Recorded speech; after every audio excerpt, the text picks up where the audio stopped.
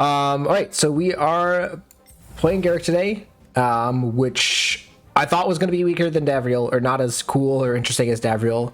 Turned out to be wrong, or wrong to a certain extent. It turns out Garruk itself is pretty powerful for a couple of reasons. It's kind of hard to explain like the usage of the ability and kind of how you maximize on it. There's a lot of nuance to it, right? There's a lot of interesting decision points.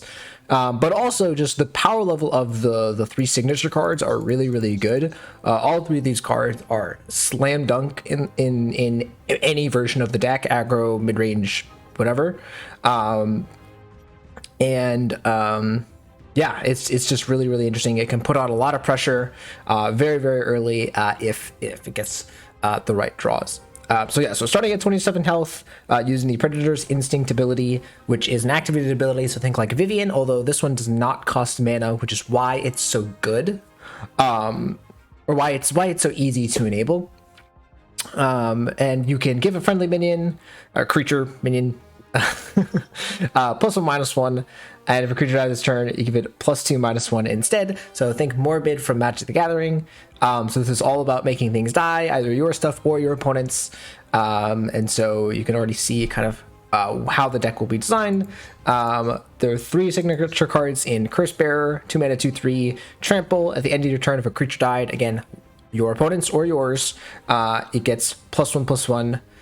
So this can just grow out of control. It doesn't usually, your opponent or you will either like trade with it or use a removal spell on it as soon as they can because of this. But also it just tends to take damage because you're engaging in combat a lot. So like this is not really like a run away with the game kind of card most of the time, unless you really, really get it going. One of the really powerful cards here is Wildspeaker's Fury, which is 3 mana to destroy a creature and deal damage to yourself equal to its power. That damage is 0. You know, there's no damage if a creature died this turn. So just 3 mana unconditional removal, which is really, really nice. Just a strictly better Flagrant Foul if you can enable it. And early game, if you don't have Morbid enabled, hopefully you just target on something small that you want to get rid of, and you don't take that much damage. Although again, you still start with 27 health, which is a decent amount. It's like the same as like a lot of the high health Planeswalkers that we have. You know, like I think Jace, right? Jace is up there. I think Johnny, right, is close, like 26, right? And then this card is just astounding. Cursebearer Predator is a 5 mana 5/4 with debut. It fights an enemy creature with the least power. So again, remember that if there's 2 that are tied, it will just do it randomly. And then if it survives, if this creature survives, I should say, you repeat it. So this can very easily be a 2-for-1, a 3-for-1 I've seen sometimes. And in worst case scenario, it either like just comes down and trades with something. So it's like a kind of a 5 mana Flagrant Foul, which isn't great, but remember it does trigger Morbid guaranteed. Because again, this itself will die. And then also, you know, you could just play this out as a 5 mana 5/4 if your opponent has no creatures. That is also just a thing. It can also just be a 5 mana 5/4 that kills your opponent's creature, survives, and just sticks around on the board. So like, there's so many different usages of this card. Sometimes it can be a little bit awkward if your opponent has 2 big things, but most of the time, this is a really effective card. So this list comes to us from Shisiage. I hope I'm saying that right. If not, let me know. I was trying out a couple of different versions, some a little bit more mid-rangey. This one is a little bit more aggressive, and I find that's a pretty effective way to play Garruk because, again, the ability kind of feeds into just trading with your opponent's stuff and continuing to enable Morbid every turn. And for that, you want to be attacking. You want to be, you know, trying to do damage. So we have a slew of 1 mana creatures here. The basic strategy here is you play these out on 1. They're pretty efficient threats. Cranial Consultant and Gladecover Scout with the ability become 3/1s that your opponent doesn't really want to block early, especially if they're playing like 2/3s or 3/3s. And particularly Cranial Consultant can threaten to be difficult for your opponent, where you either have to take 3 damage from it or discard a random spell and trade with a creature. So that can be really powerful. And the reason why you want to use your ability the first turn is because you want to be able to attack with these the next turn, play out some of your 2 or 3 drops, depending on whether you're on the play or the draw, and trade with something, and then use the buff to get that +2 power. So that can be really powerful on something like Spaked Baloth. Very happy to finally play something like Blood Queen Drana. Again, very effective on Cursebearer, as we've seen.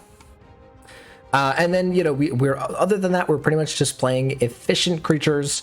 We also have the Ooze, which also has this kind of morbid text on it. And then, yeah, just the ability works really well with a lot of the creatures in this deck. It works really well with the Krav. So like Krav, you can debut to kill another creature. You kill like your, Boneclub Shambler. You kill, your Gladecover Scout that's not really attacking profitably anymore. And, then you just enable your ability right there. You can also just use, like, if you trade with a creature and you have 4 mana, you can just play this out, deal 6 damage to yourself. Remember, you have 27 health, so you can just play this out, use the ability, and all of a sudden you have a 9/6 trampler. That's going to be really hard to deal with early. Other than that, it's pretty standard stuff. You have the Grudge matches as a form of removal. The Flagrant Fouls, as we've seen, are just really good. So this deck has a ton of removal packed in it as well. So a lot of times you could also just go like, 1 drop, 2 drop, Wildspeaker's Fury, Flagrant Foul, or something like that, into Curse Veil Predator, right? And just continue to answer your opponent's creature, depending on whatever they play. Just they play something, you kill it, attack for more damage. They play another creature, you kill it, attack for more damage, and you can just snowball from there. So that is another reason why I was like really attracted to Garruk. That was a play that I made a lot of times in the starter deck tournament. There is 1 copy of Barreling Hippo here. It's not the fanciest card, but we don't have trample inserted onto a lot of our creatures other than the Krav and the Baloth and everything. So giving your Mongrels or your Goos trample can be a good way to win the game. And then there's a Kothophed at the top end here, just a really effective, efficient and versatile threat. You can just make it a 12/12 and give it the trample from the Hippo. You can use it to draw 2 cards to refuel. You can gain extra mana to deploy extra cards. The Kothophed is Kothophed. So that's pretty much it. We're gonna try and hit Mythic tonight. And if you guys are watching over on YouTube, remember, like, comment, subscribe. All that stuff helps me out quite a bit. And let's go ahead and get into the games. All right, up against Gideon here. I kind of want to keep this Ooze, or the Goo, because that's going to be an effective card. I think I'm just going to keep both of these. Oh, that's awesome. That's fantastic. Now here, I'm not sure if I really want to use the ability turn 1, because they might have some armor creatures. They might have some things that I don't want to run this into, but in the grand scheme of things, we probably just want this to die anyways. So, all right, well then, that's interesting.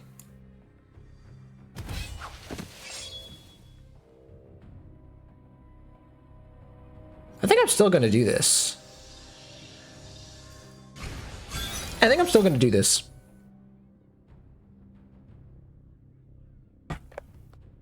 Yeah, then Gideon also starting at 27 health. That's crazy.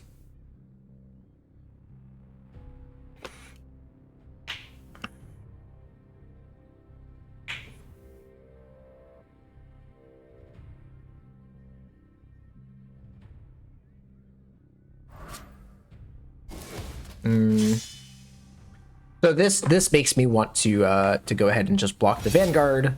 Well, they actually don't end up attacking. In that case, I'm not going to attack either. Fine with me. Oh, notably, they did not have the class card, right? So no Paladin class. Okay, this looks like a little bit more of like a budgety deck. So actually, you can do an interesting play here and pump this up by 1 so that you can attack with it, and we can trade with either of these and then play out the Goo. Okay, we're not playing the Goo. We're just gonna play both of these.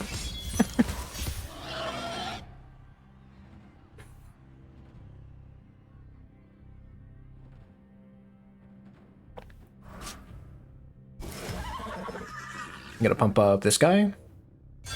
No, we're pumping up that guy. That guy.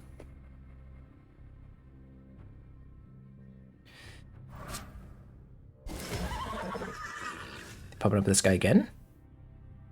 No, they pumped this guy up because it's a 5/5. Wow, weird. Okay.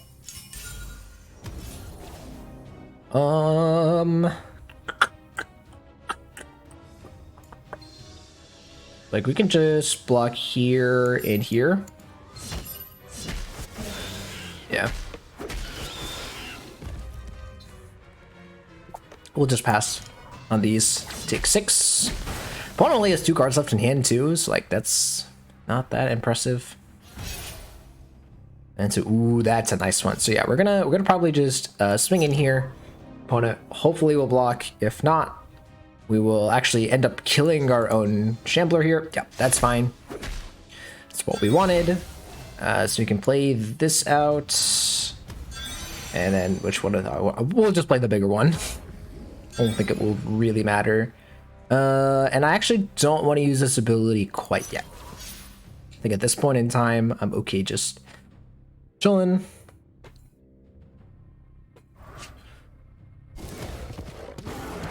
Ugh. That's gonna be a problem.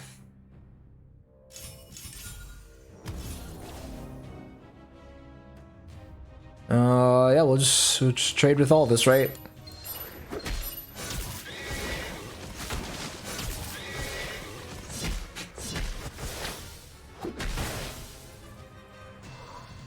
This is fine, right? Because if they trade with this,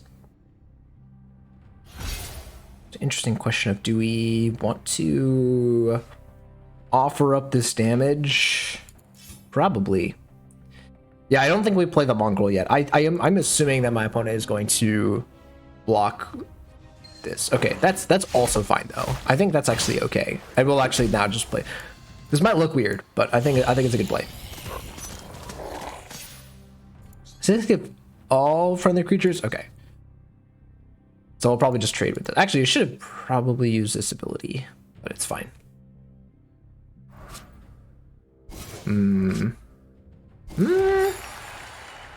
Actually, I think we're okay.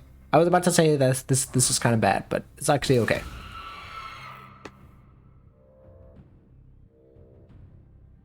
Oh, I forgot to mention the land. It's the classic Woodland Hermitage.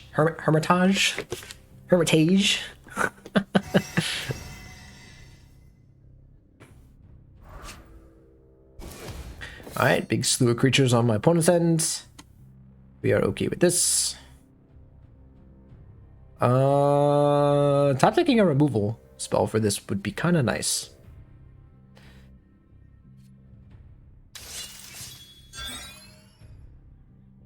Come at me. Come at me.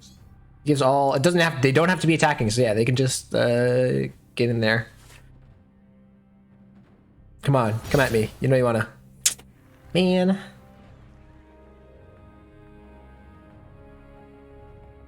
Yeah, I think we're gonna just go attacking like this. Actually, yeah, because we can do this. We can pump this up post combat. Yeah.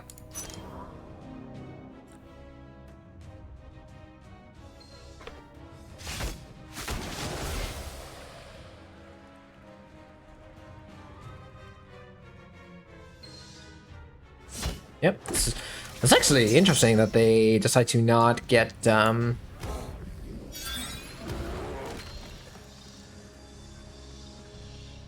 think I'll probably just end up trading this for the Goo. Yeah. I guess this can get big. Actually, I'm gonna do that. I'm gonna do that instead.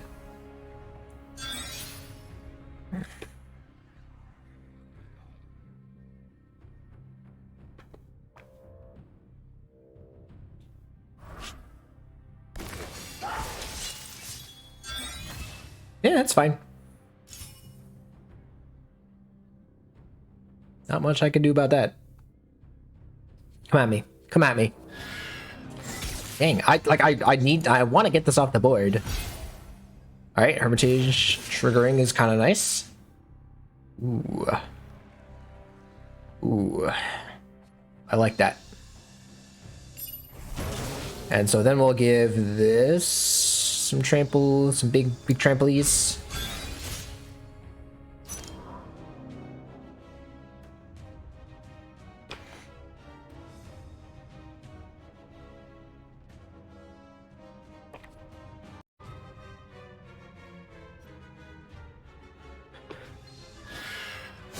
Okay, so we'll take 3 from that, and then another 12. It's going to 9. And they got 1 card. What you got?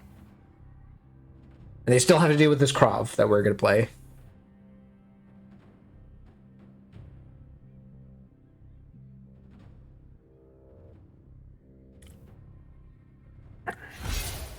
Okay. I will take that.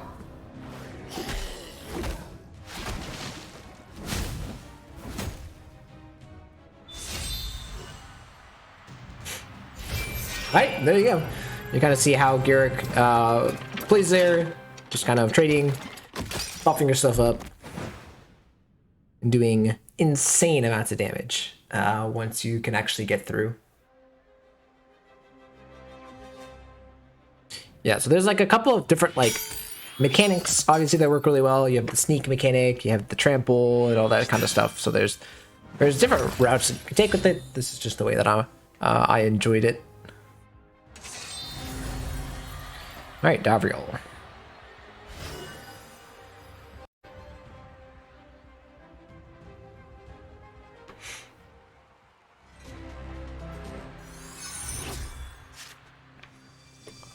This hand's insane.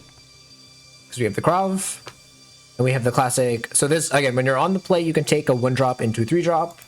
That works pretty well. The Gladecover Scout having Word is also kind of nice. This is a little bit of like an unassuming card when you think about it with Garruk, because it's guaranteed to live to your next turn. Paincaster Demon, sure.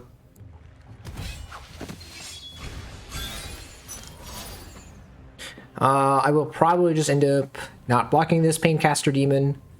They have the Westvale Abbey.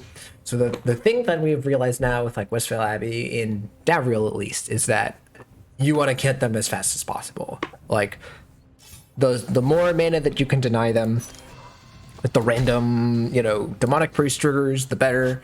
I've seen it like the other way around, where like I trigger it early and my hand just like sucks afterwards. Man, I really wish my opponent blocked. Opponent playing smart here. Very, very smart. Yay. Smart plays. What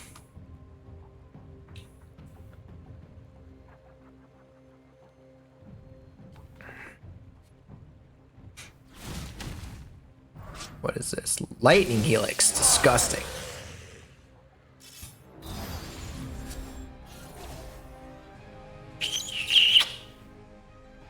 So I can save the most damage here, but do I really want to do that? Am I okay with them just like continuing to attack?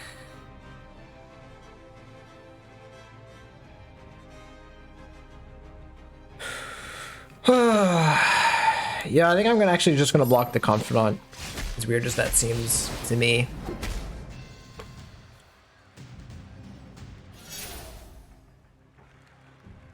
The Goo. I think I'm gonna do the same play actually, and just. Is that true? Yeah. Because that actually will maybe allow me to play this Goo next turn.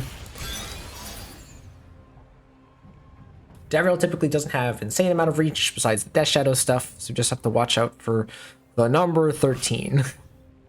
Yeah, not much we can do about that play.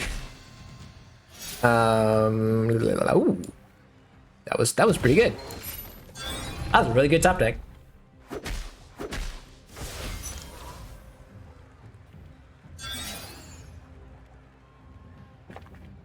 The one thing I'll note is that the class cards, or sorry, some of the class cards have really long animations. So like that Cursebearer trigger takes a long time. The Prey Stalker Beast thing, whatever, like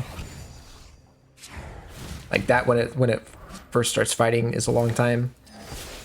It's kind of strange. All right, so kill our dude. We're at 16.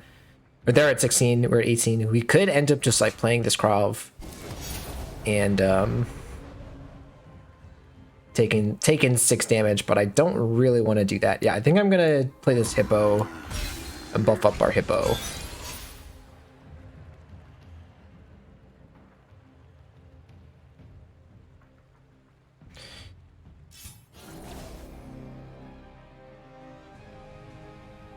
I think I'm actually gonna take this. Is that weird? Because they can have Drain Blood. Yeah, I'm actually gonna take it. Because next are kind of going Wildspeaker's Fury. Pretty much just want to deny as much life gain as I can and put on as much pressure as I can. So clearly we're not getting Drain Blood, or 2 Drain Bloods now, because they only have 3 mana left. So I assume this is living through the turn unless they got some crazy cards. That's fine. Yeah, that's pretty good.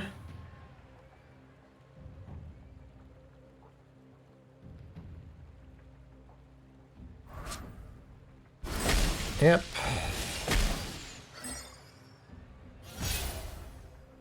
Oh, that was a amazing top deck. So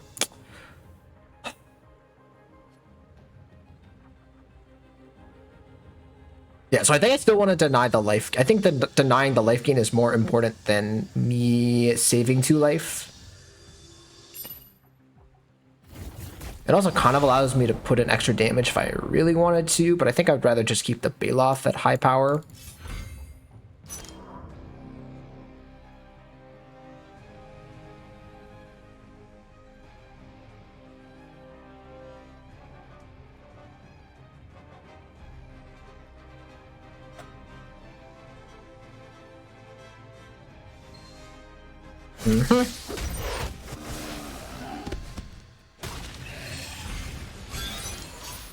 So still a little bit of a precarious situation because we're at 12 now, and Death Shadow can just come down, get haste and unblockable if we do too much damage to them.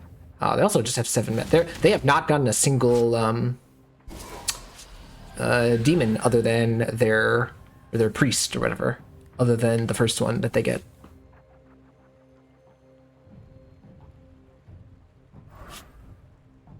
Yep, can't do anything about that.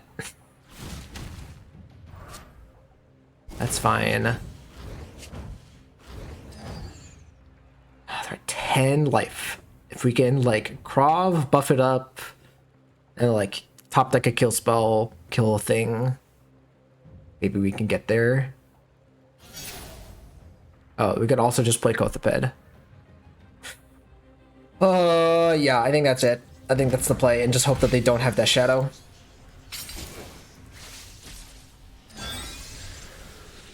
I guess we'll pump this up in case they Death Shadow attack us, right?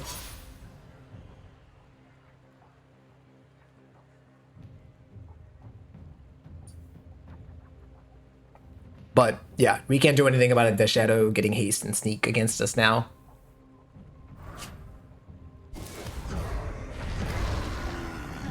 Can we please just get a removal spell? Nope. Okay, that's fine. That's fine. We will instead just get our opponent here. I think I'm just playing the Goo and the Gladecover Scout. I could pump up the Gladecover Scout, I guess. Sure.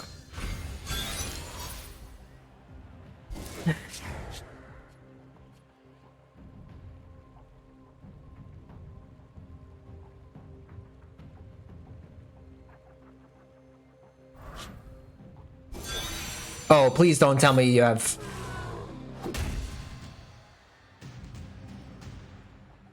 Please don't tell me you have 1 damage. They have shocked on the. Oh my. What? Well, it wasn't a Death Shadow, but there was nothing we could do about that. I was so close to killing our opponent there. GG's. Alright, up against Angrath here, we've got good mix of the cheap stuff and the expensive stuff. I think I'm going to put back this Channeler of Might, actually. Also, I'm not the biggest fan of this, but I think I have to keep it. Okay, this is great. As I said, on the draw, the typical play pattern is 1 drop into something like a Baloth.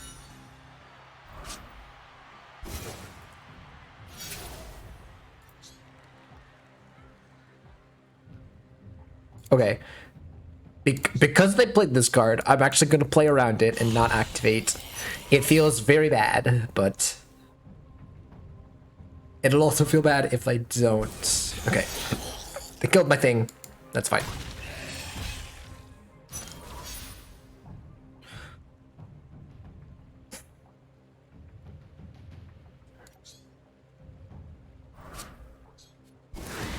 It's a ball lightning. I will not be blocking. I will be using my life total as a resource, as they say.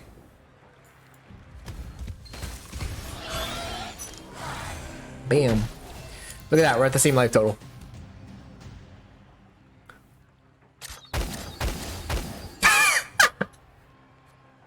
I'm sorry. I can't help but laugh. They chose to play it. That's fine. That's fine. Huh? I mean, might as well pump this up, probably. I mean, my opponent is, like, probably dead next turn. They play a creature out, we curse Veil Predator. Veil Curse Predator? Yeah, sure, you dealt 3 damage to this. You got a shock? Oh, wait, you used 2 shocks. Did you use 2 shocks or 1 shock? Okay, there you go. You got. What is happening here? What is happening? I don't understand what's happening. I think we're just gonna play the Hippo. Hippo.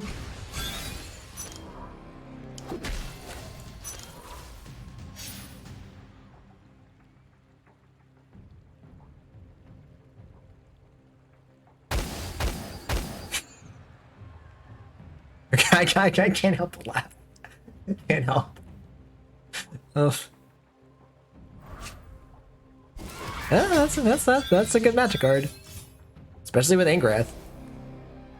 I'll take 6. I have 2 almost kind of lethal threats here. Okay. Hope you had fun.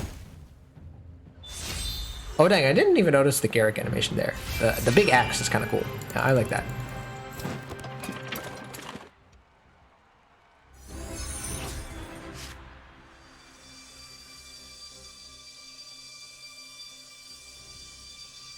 I think I'm supposed to keep this. Keep all these and just like have nice removal. Maybe we don't need the Wildspeaker's Fury, because they might have some big stuff. Alright, well that wasn't much better.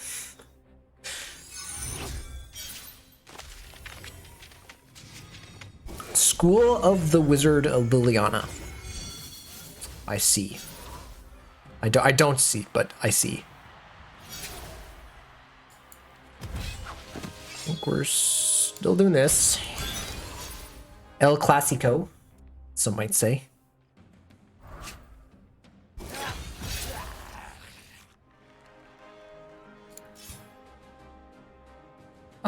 I mean, I can't do anything about this thing. Oh, I was for a second I thought this was Refreshment Stand, and I was like, why didn't this trigger?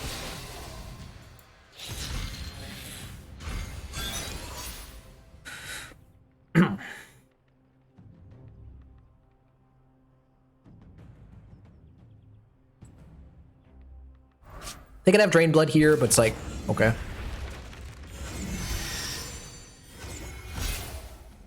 I mean, yeah, I'm a hit ya. You may block. No blocks. Are you sure about that? Well, I'll play out all my little guys here. You know what? I was just about to do this, and then I remembered that there is this card called Infest. I was just about to play out all of 3 of my 1-drops, and I remembered that a card called Infest exists. Okay, never mind. I guess a card called Infest does not exist. Oh man. Ooh, actually, this works. This works. We can Grudge match on this. This is how awesome this Wildspeaker's Fury is. We can hit this and pump up this guy even more. And that is 13 damage on our opponent.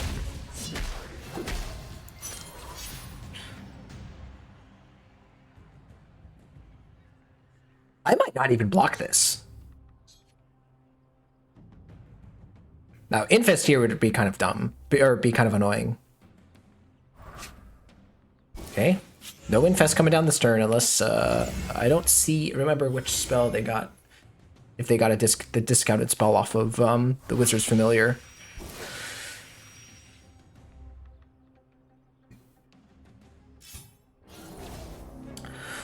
So as much as I think this is a little risky, I am going to make this block here.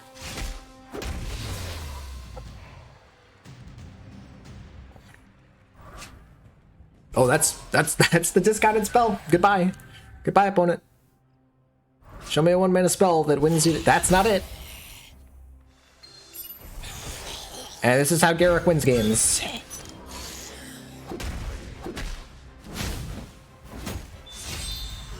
What turn was that? Is that turn 5?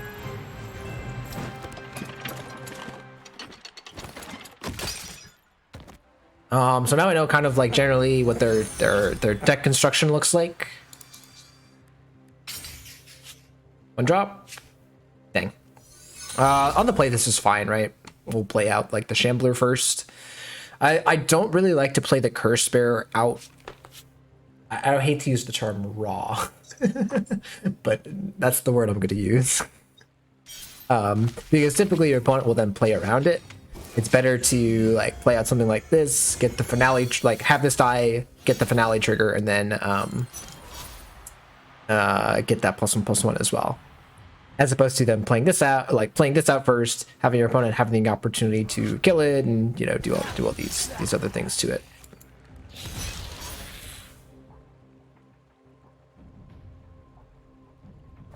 Assuming they attack here, I'll block. Not worried about it. I don't care if they drain blood this. Can play out a spiked Baloth.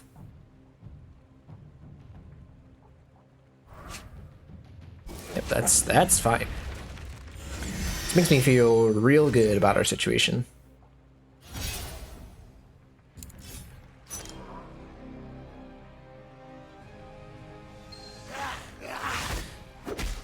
So I know I said I was going to like probably play out this Cursebearer, but I think given what's going on our opponent's side of the board, I'm gonna play out the spiked Baloth and give it a big buff. I think it's gonna be really effective into this 1/1, and we still have our Shambler at 1 health to die and get a Cursebearer out. Yeah, you got it. Is that all you're gonna do?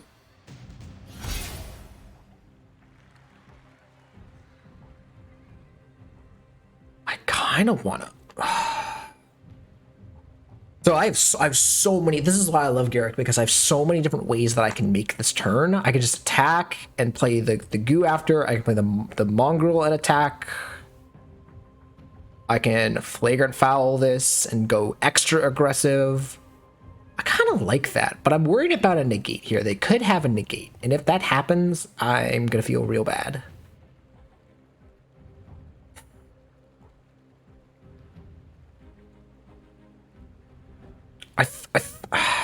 I want to make this play, but I also really want to make this play. I think I have so much removal in my hand. I think I'm gonna make this play and just attack like this. It's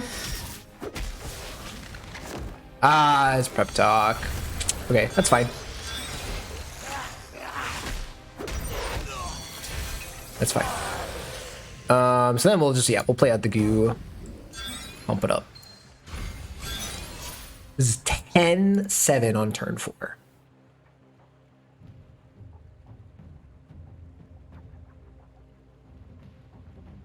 Question is, what am I doing next turn? It depends on what my opponent does, but...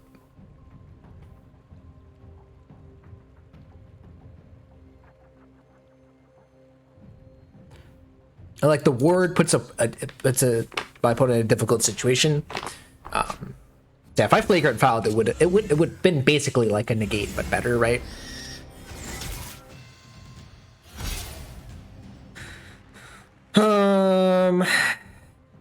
Just play this out and attack, right? Yeah.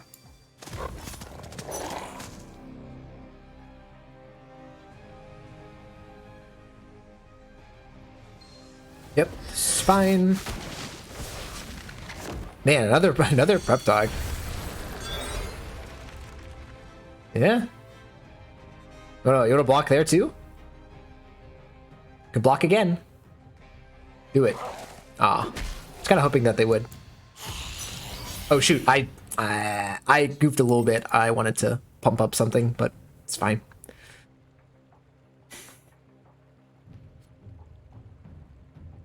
Ended my turn too quickly.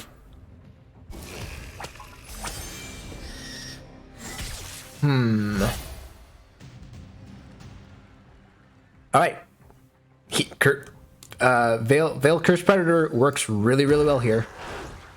I'm just astounded every time this card hits the battlefield. See, that little pause is what I'm talking about. It's a little awkward.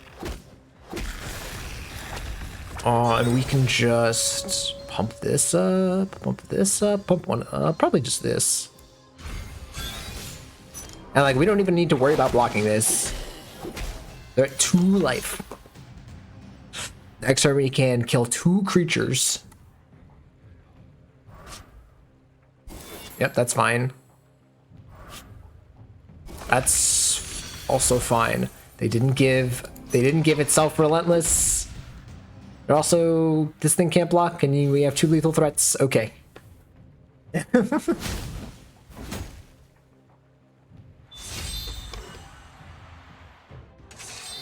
All right.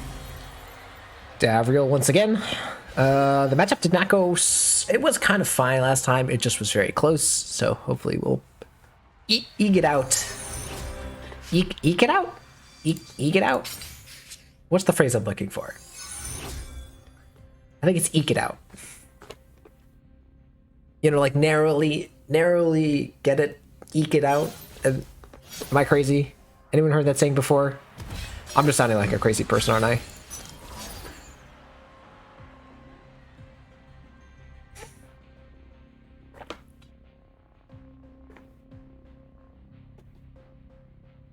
I guess the also difference here is we're on the play, which is kind of nice. All right, we attacking. Smacky, smacky. And so we're just going to continue this chain of like playing at a creature, maybe having it die, and continue to buff our guys.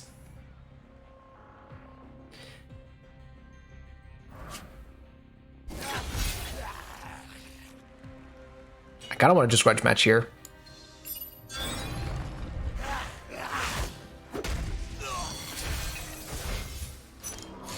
Bam.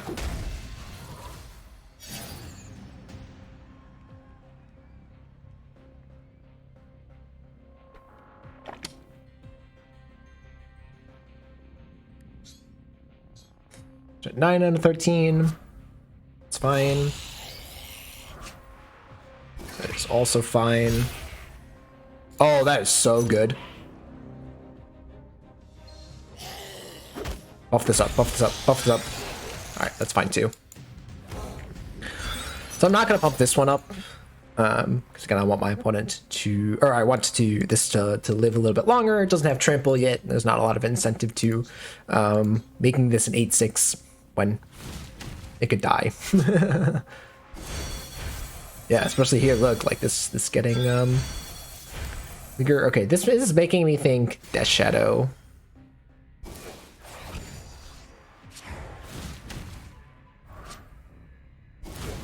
Yep, they're taking a lot of damage here. Yeah, definitely thinking that they have a Death Shadow. Or like, I have to assume that they do, right? Can I see how much damage they've taken? I cannot. It sucks.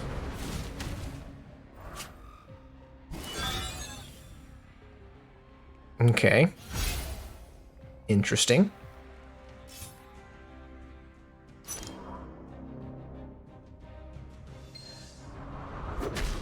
So I play that so they can regain some health.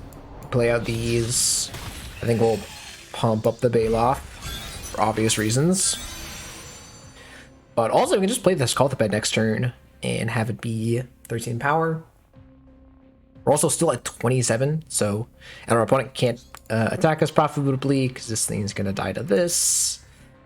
So I'm feeling a little bit better this time around, you could say.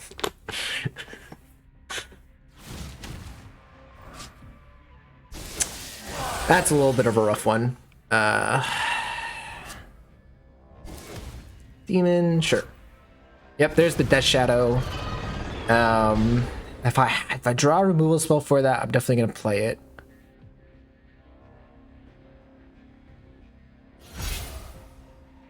That was the one that I was hoping to not draw.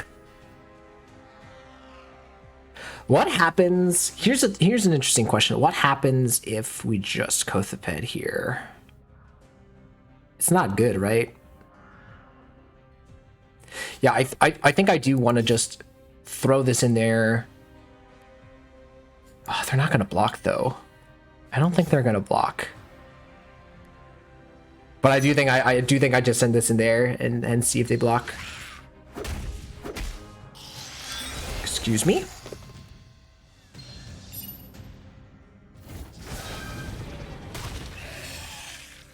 Okay.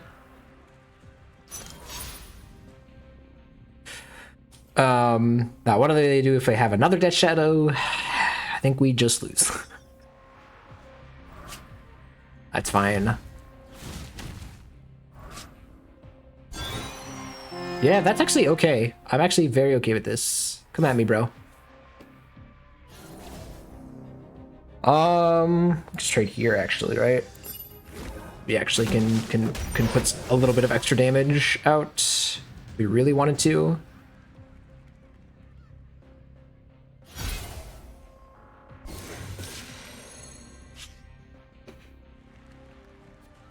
Yeah, I think this is where we play our 13-13.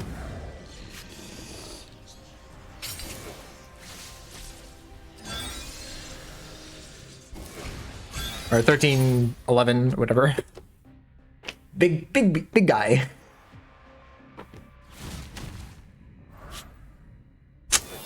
Oh, it's so annoying. Alright, so block here. Although, if that's their best answer... Like, now... So I guess there's 7 damage. I think I'm just going to replay Kothophed. Although, I don't actually have to pump it up here, do I? I can just get 3 mana and play out this Tusker.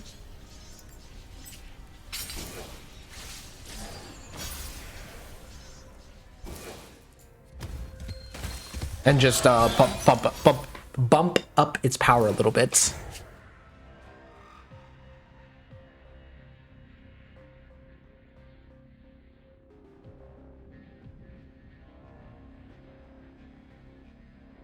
Does make it a little bit worse if they have... That's fine. It's like we know one of these cards is a priest, and we don't know the last card. But let's go. All right.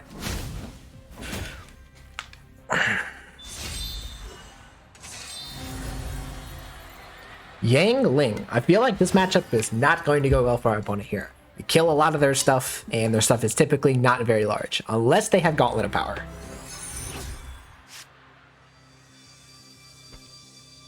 I love this hand. I think the only thing I want to put back is the Mongrel. Try and hit a removal spell. It's a removal spell. I also might change my mind about the turn 1 activation here, because this will be a 3/3. This was just a 2/2. I would probably do it.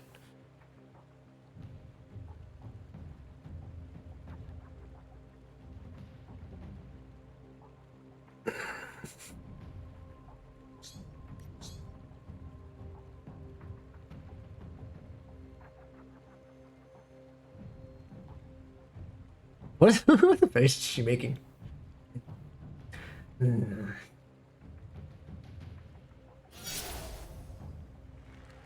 Yeah, let's play out our guy. We have 2 creatures in our hand with 5 power or greater.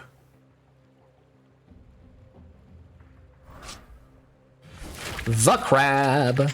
We're just gonna make this trade. That's fine. They could have Disorient, in which case, same thing happens. You know, we play out the Cursebearer, and we have a 3/4.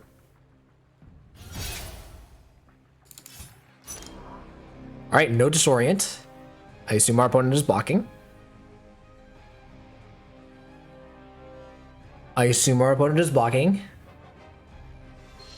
Okay. And I will probably just be pumping this up. Okay. Makes my life a little easier.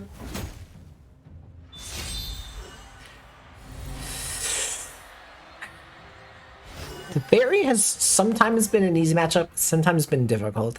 There's a build that uses Snapcaster Mage with Second Sun's Approach or whatever that has been a little difficult. I actually think I'm going to put this ooze, I keep on saying ooze, the goo back. They don't typically trade enough. They're typically, I guess, immolating glare, but I would rather have something like this Mongrel that can put assert more pressure onto our opponent. No 1-drop yet, and it is the School of the Wizard, so it does make me think that they would, like, the list that I ran into, whatever, the version that I ran into was also doing that.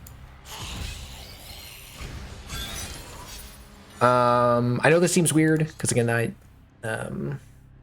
they're going to play out the bird here, but again, I do kind of want this to die, because I'm going to play the Tusker next turn, and I want the Tusker to be really big. Let's see what they do here. Yep, that's fine. And again, here's the perfect example of, like, our opponent doesn't really want to block this, but do they really want to take 3 free damage? They decide they do. That's okay. And we will just pass here. I don't think we're going to be pumping up this Tusker just yet.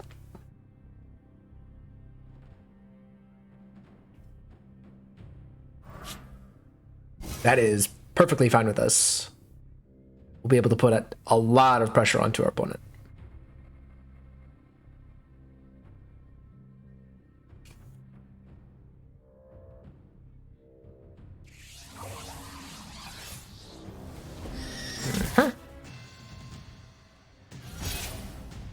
Kothophed. So we could pump this up, but I think we're just gonna hope that our opponent blocks the Tusker, and then we pump up the Channeler or something like that. Yep. Okay. So there we go. Lay out the Channeler and pump it up. So diversifying our threats a little bit. Play the Vicious Mongrel next turn, and we'll have kind of this all-out assault before our opponent can really get effectively set up here. The best play from our opponent would actually be Teferi's Acolyte here, but they don't have it. I think, yeah, we're just gonna play this and start hidden. I assume there's an Immolating Glare coming down. Yep. We'll pump up this. It's like our opponent's at 10 life, and like we still have this board.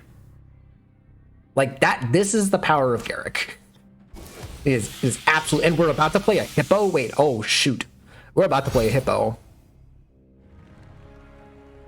We could get absorbed here. Although if we get absorbed, they don't have really good blocks. Yeah, I'm gonna do that. Wow.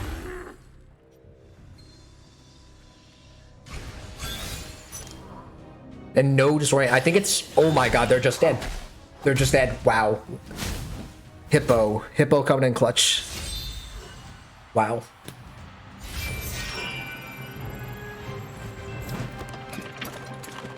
Just. Well, it's Syrian. I think I stole one of their. I stole their Dom, or not their Domri, their Davriel list. What's going on?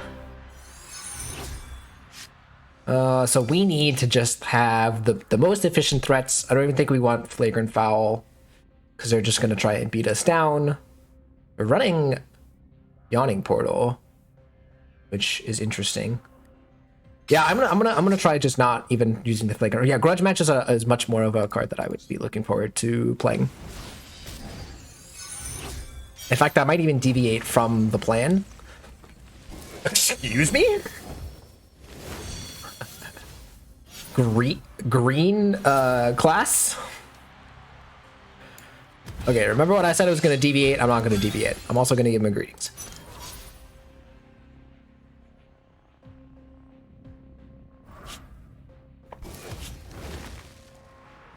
Yep, heal yourself for 2. Smack you in the face.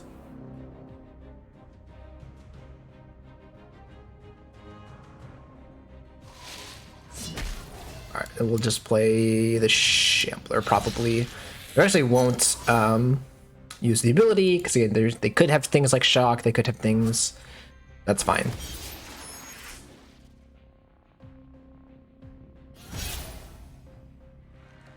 So what do I want to do here? I think I really want to just Grudge Match this, get this out of the way. Our other option is Vicious Mongrel and just all-out attack. I don't mind that, but I think the Cursebearer play will be a little bit better.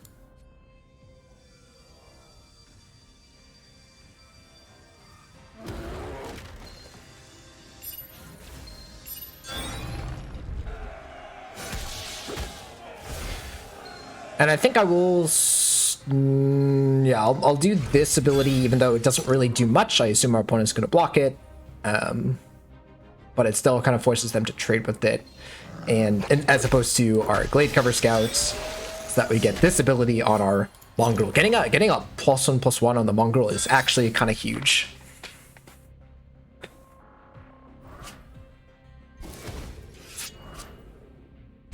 Oh, disgusting. That is disgusting. That is disgusting.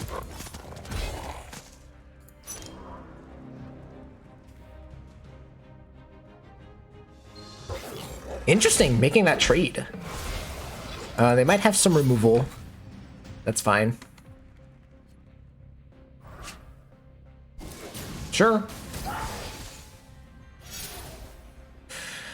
I kind of just want to play this. I'm going to play this as a 5/4. Like, we have 2 pieces of removal, and we can Grudge Match stuff. So, like, and this is like a mana efficient play. Yeah, just gonna play that as a 5/4. Sometimes it just happens. It just works.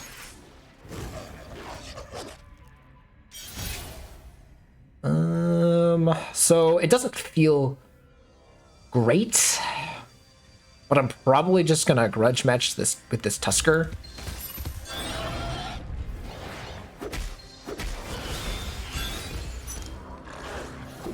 I don't really want to use, didn't want to use the Wildspeaker's Fury, and I didn't want to just trade.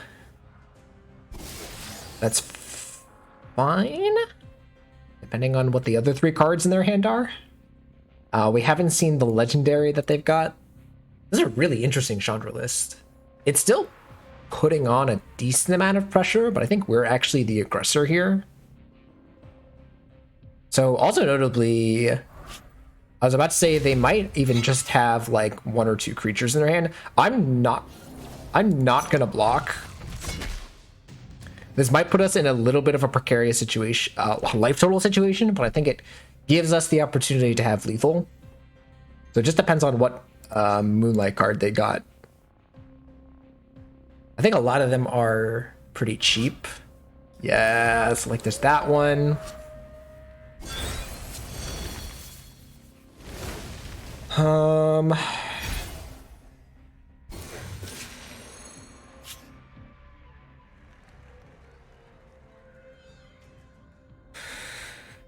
So yeah, I might just be... Oh, they also didn't do what I thought they were going to do and transform this. So yeah, I might actually... Does this have Relentless? What did this get? Oh, it didn't... Sorry, it didn't transform. So yeah, we're gonna kill this. Take 2 damage. Pump this up. So now they have to block.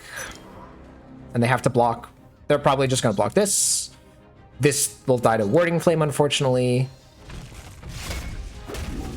But... not really much else we can do. I guess just force them to use a mana. And a guarantee... Like, force them to use the card here. But, yeah, not in a great spot. So here we'll kill our own guy. And pump this up, I guess. It feels really bad.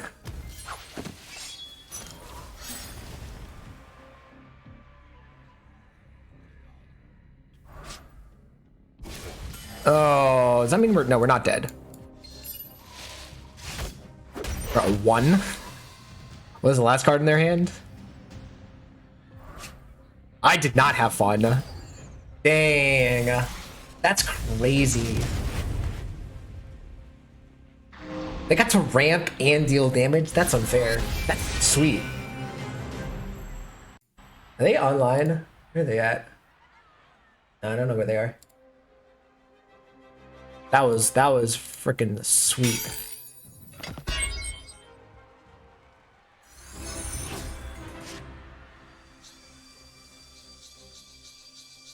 I might want to keep this. No. I think I'm gonna ship these away and try and get better stuff. Yeah, this is way better. I have to like reel myself back of like the like crazy plays that I want to make. Man, another Circle of the Druid. Annoying. They've got the Tolarian Academy going.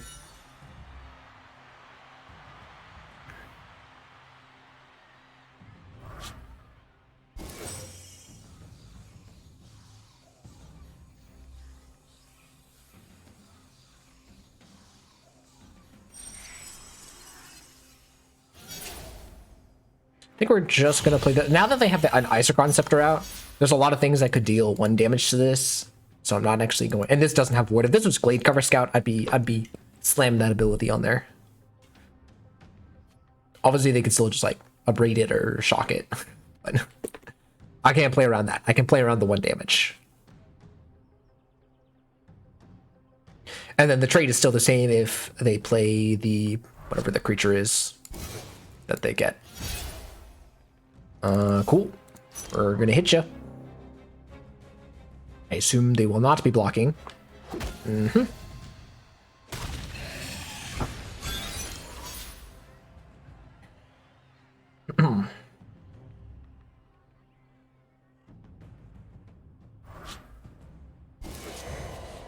Oh, that's from... I was like, huh? Yep, that's fine. And this actually works out pretty okay for me because... Yeah, they'll do their Isochron Scepter thing. I don't think they're going to Panharmonic on this. It seems like a weird play. But we'll get the Grudge match this. And then pump up our Cranial Consultant.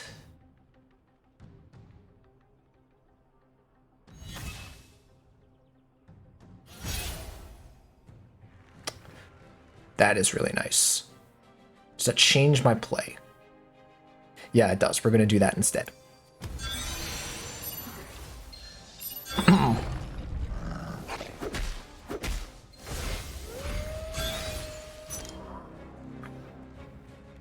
So again, just trying to put as much pressure as I can onto my opponent before they start setting up.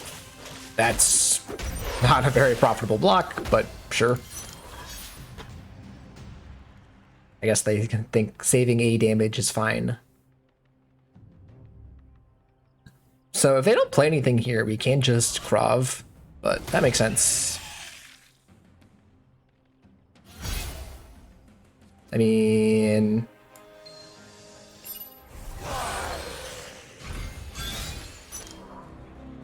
That's 15 damage, by the way. They're at 1. This is going to be a turn 5 kill pretty easily.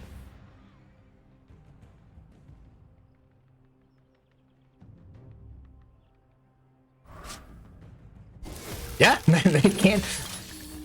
They don't have the mana. Oh my goodness. What? Insane. That's insane. I think I don't block just in case I top deck another removal spell. That also works.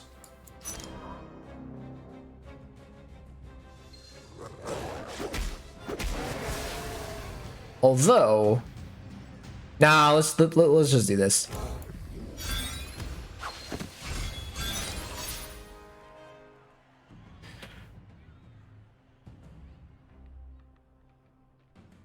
You cannot interact with either of these creatures through normal means. What you gonna do? Yeah, I think the ward here is really, really crucial.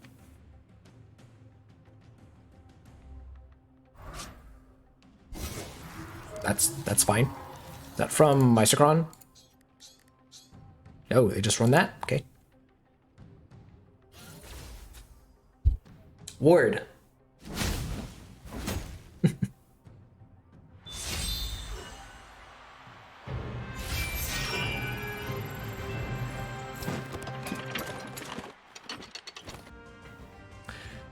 All right, so well, first of all, Garruk is so good.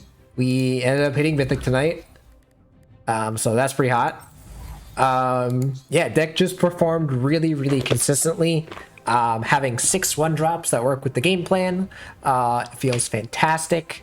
And then the rest of the cards just really facilitate this game plan of attack your opponent, you trade with your things get even bigger, and you start doing even more damage. So yeah, just these plays of like, you know, like both Drana and Krav are just such strong cards with this ability that they just come down and immediately start taking over the game. Boneclub Shambler is really, really strong in the sense that you're good playing this out on 2 because you want it to die to pump up a creature in your hand, and then you pump it even more.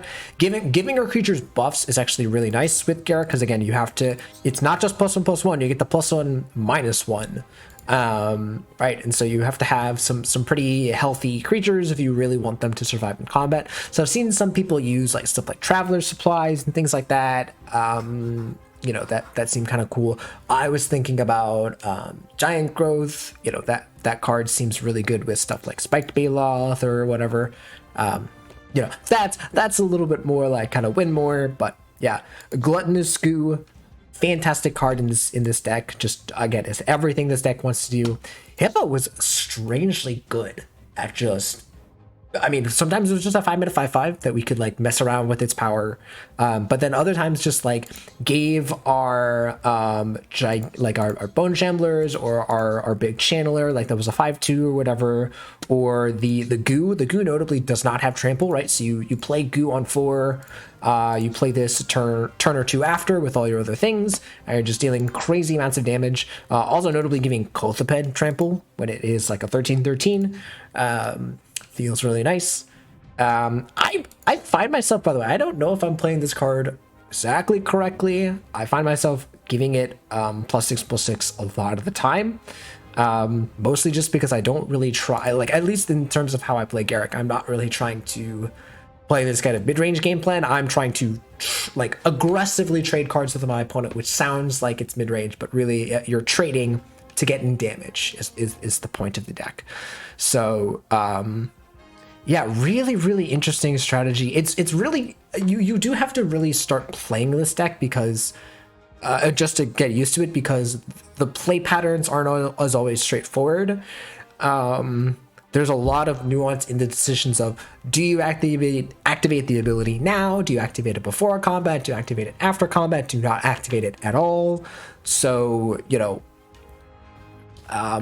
you definitely have to get your hands on a deck like this, play it out for a while, and do it. I think in the tournament I gained a lot of knowledge from the Planeswalker, or about the Planeswalker, but yeah, just also, by the way, just the strategy, it also feels very reminiscent of Drizzt, by the way, or original Drizzt, where you kind of play this protect the king or protect the queen type gameplay, where if you get out, you know, your Tusker or your Shambler or something, or Drana, or like any of your early creatures, and your opponent just keeps playing out, you know, creatures that you can kill, a lot of the times it's just correct to just keep grudge matching, Wildspeaker spheering, or flagrant fouling